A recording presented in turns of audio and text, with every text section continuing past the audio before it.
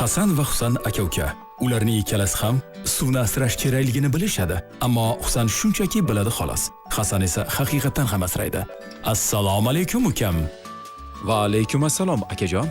Yana Hasan o'zbek xalqida nonni e'zozlaganlari singari barcha insonlar suvni ham haqiqatan hurmatlashlarini istaydi. Haqiqiy romantik sizda akajon. Siz o'zi faqat she'rlar yozishingiz kerak. O'zbekistonda non azaldan e'zozlanadi. Non bilan bog'liq ko'plab urf-odatlar, hatto qadriyatlar ham bor. Masalan, nonni dasturxonga teskari qo'yib bo'lmaydi. Non ustidan xatlab o'tish, uni tashlab yuborish mumkin emas. Ammo suv bo'lmaganida hatto non ham bo'lmas edi. Suv tufayli bug'doy yetishtiramiz.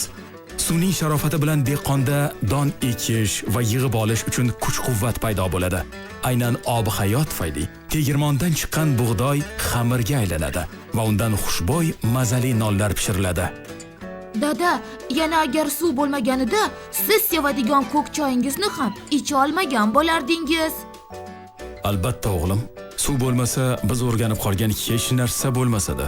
Odamlar odatda boshqa narsalar kabi ob-hayotning qadriga ham suv yo'qligida va unga zor bo'lishganda yetishadi. Barcha odamlarni suvni asrashga qanday qilib majburlamoqchisiz? Axir har bitta xonadon, har bitta bog' va tomorqaga kirib chiqa olmaysiz-ku.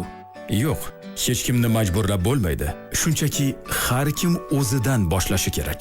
O'zingiz suvni hurmat qiling va butun oilangizni ham shunga o'rgating. Yaqinlaringizga ularning kelajagi shunga bog'liq ekanini tushuntiring.